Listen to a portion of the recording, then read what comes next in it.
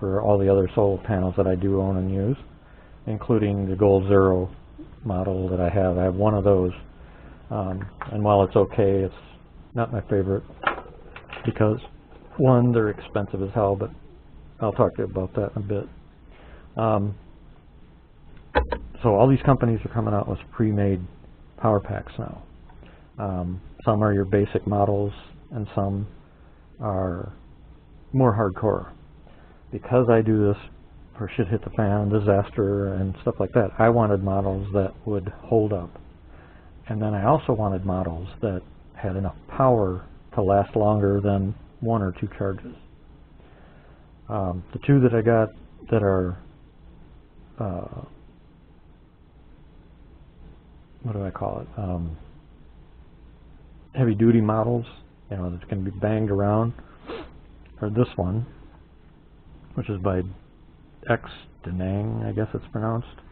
You can see it's got a rigid rubberized case to it. And it's just been I use this out on I keep this on the tractor and stuff for hard, heavy use and banging around and everything else.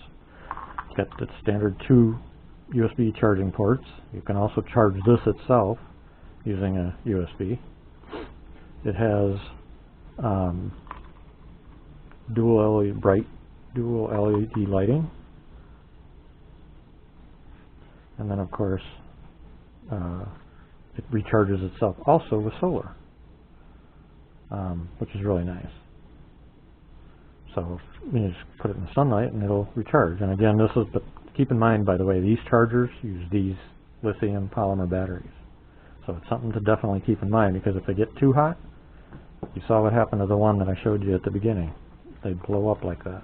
So you got to be careful not to like set it in the dashboard of your car, because the windshield works like a magnifying glass and heats these puppies up to no end, and boom, there you go. You have a car fire.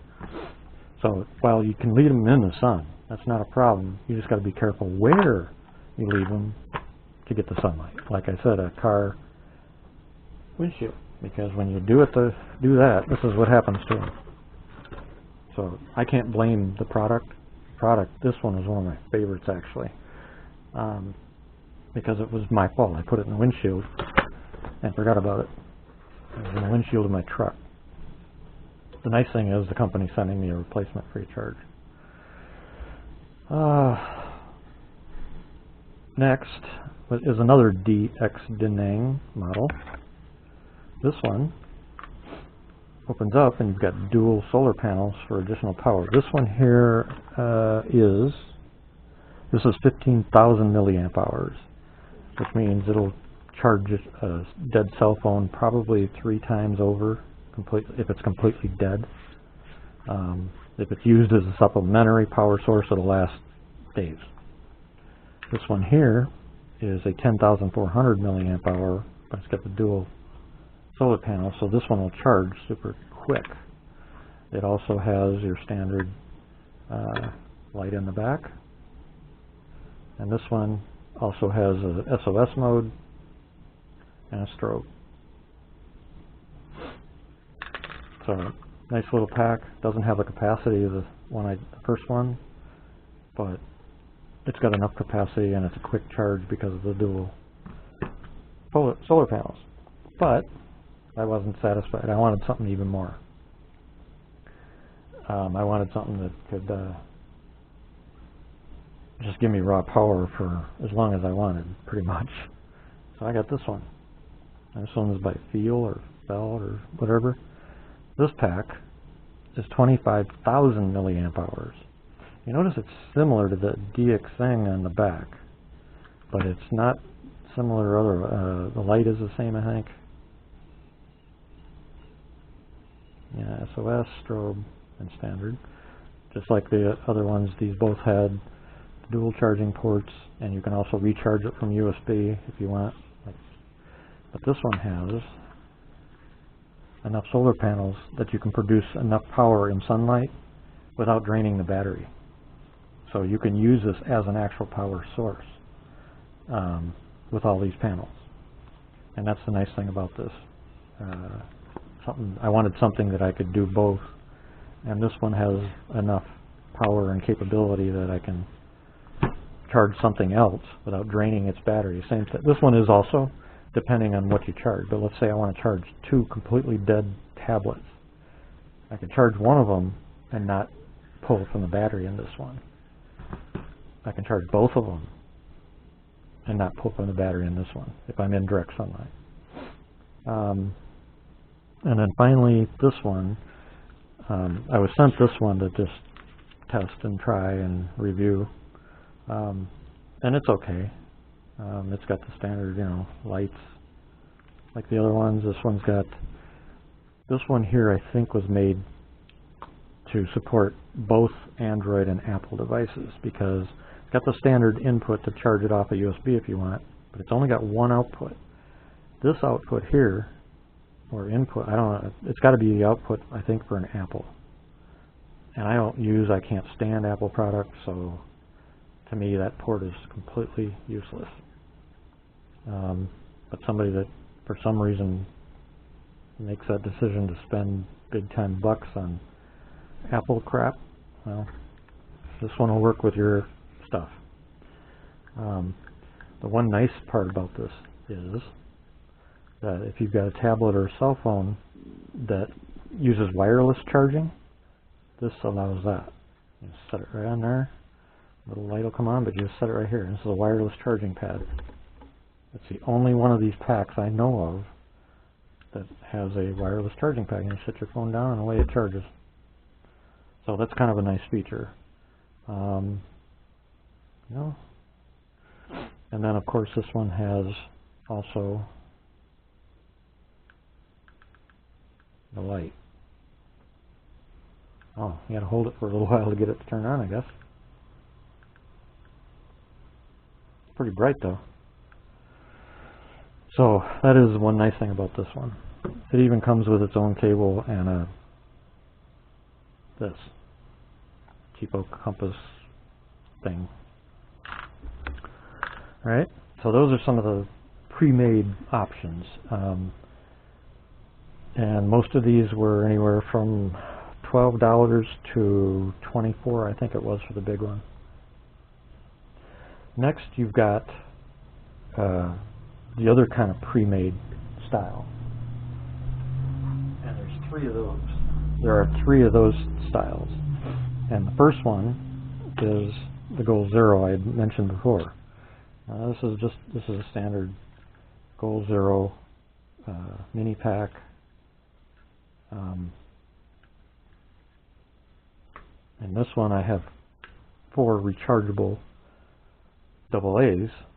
And of course the Goal Zero stuff is made with specific inputs to take a charge directly from Goal Zero power packs, solar panels, etc., etc. But you can also charge it from another USB source. And then of course it's got one USB out.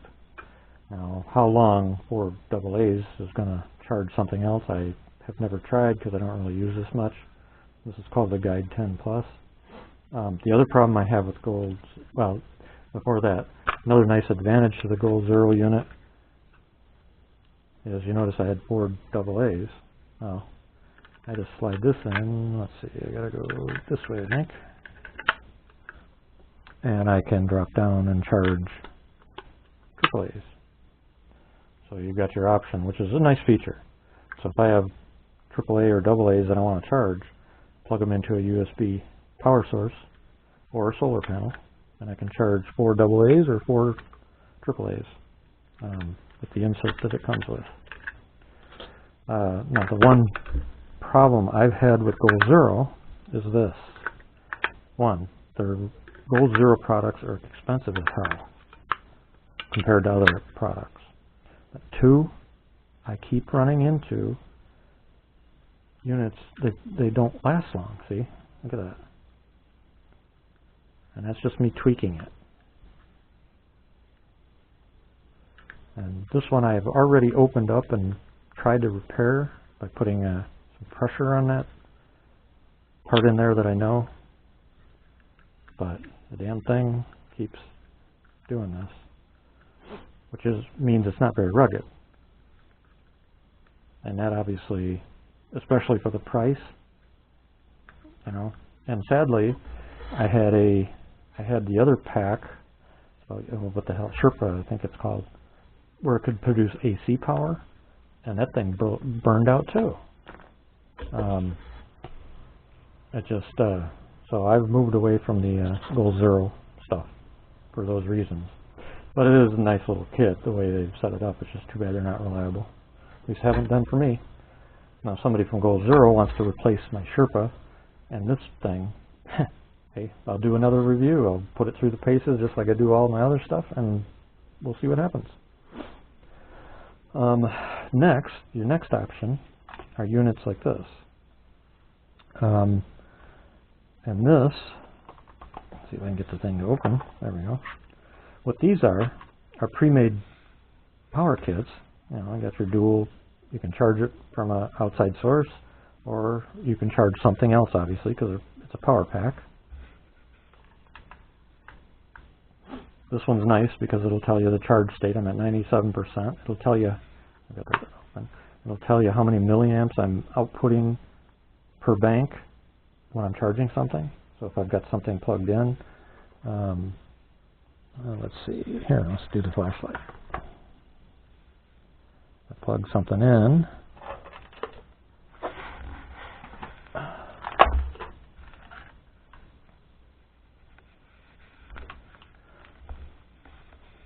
It'll automatically turn on. Or it's supposed to. Maybe this is maybe this don't need charging. I guess not. So I'm not drawing anything. Well, how about we find something that needs charge? Let's see. What's this one sitting at? 100. Did this one need a charge? Maybe. Let's find out. I'll charge one from the other.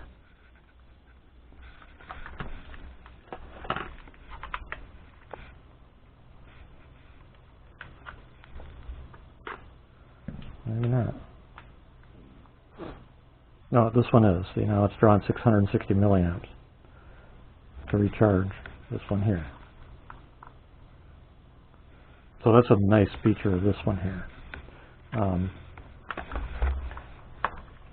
That it's got that, you know, little display on it. And what's even better is these, well, it's pre-made. It's not pre-made completely. You supply your own batteries.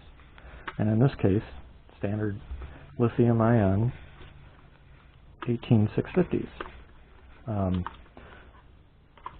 The standard lithium-ion 18650 battery. And what I've done with I have two of these, and basically right now I have junk batteries in here. The junk batteries that I bought, which I've talked about before in another video. When you buy 18650 batteries, there's Chinese knockoffs are junk. If you buy two of these for anything under 25, well, no, let's say anything under $22, they're Chinese junk. They are not what they say they are. Real 18650 lithium-ion batteries are going to run anywhere from $22 a pair for generics to 35 to 40. So it's something to be aware of. So some of the junk ones that I had bought a long time ago, I just throw them in these and use them until they die. You know, they work well enough for that, but they don't last very long because they don't hold the power amount that they say they do. When I'm going someplace, I will take these junk ones out and I'll put the good ones in, and it'll last forever. So, but these are really nice kits for that purpose. The next option is one like this, which has the same basic features with the display and everything. It'll tell you when it's got input or output, how much. The difference between this one and this one is there's 8 of those. There's 8 of these in this. So you've got double the amount of longevity in terms of how much power it outputs in comparison. The only thing with this one is when you put these together, when you put the batteries in and put them together, they snap together. Trying to get it apart, you're more likely to break the case getting it apart once you put this together with the batteries in it.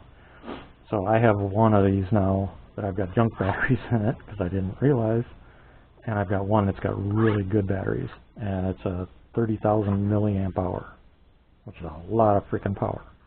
Nice is that this one also, because this one does not have it, as you can see, this one, come on, has some light too. So kind of a nice feature with that. But again, once you put these together, even though you got 30,000 milliamp hours, you just got to remember once you put the batteries in those, they don't come apart very easy. So there's two other options I've gone to, and that is my own setups. This here is a do-it-yourself, completely do-it-yourself. Comes with all the pieces and parts, but you have to assemble it. It's complete and total assembly. I mean, there's soldering involved and so on and so forth. This one only holds 4 batteries as well. I think this one I only put 3 in for now. But again, it's got the nice LED display output. And this one also has a light on it. Dual output USB, and you can also charge it from USB. But it, again, like this one and this one, you've got to have an external source to recharge it. Or, well, this one, once you put it together, you can't get it apart either. So these two rely on an external source to recharge, whereas this one I can actually open and just replace the batteries if I need to. If I need power right away, that is. Or just plug it in and let it recharge its own batteries. But none of these three have a solar panel or any other method other than plugging them in or swapping out the batteries to recharge. So it is one disadvantage, which is why I then went to building my own. And I was able, as you can see, the screws are all different kinds, because this was the prototype. And what I did is I bought a casing, do-it-yourself casing, and then I'd buy the necessary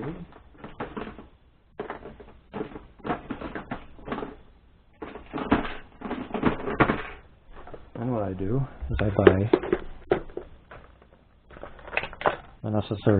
the board that I want, or whatever it is I'm looking to do, you know, power-wise, 12 volt, 5 volt, that kind of thing. If I want an LED screen or not. In this case, there's no LED screen. And then I can use different size or multiple solar panels. In this version, I'm using the bigger solar panel. And here's the smaller ones, obviously.